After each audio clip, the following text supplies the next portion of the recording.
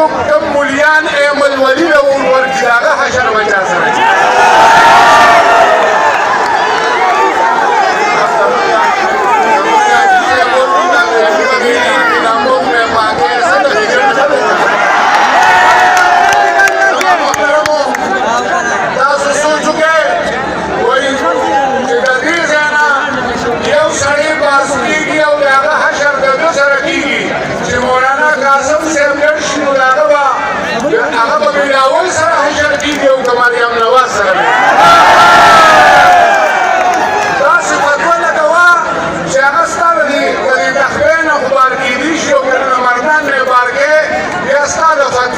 انجام ختم دی داسې فتوا واوره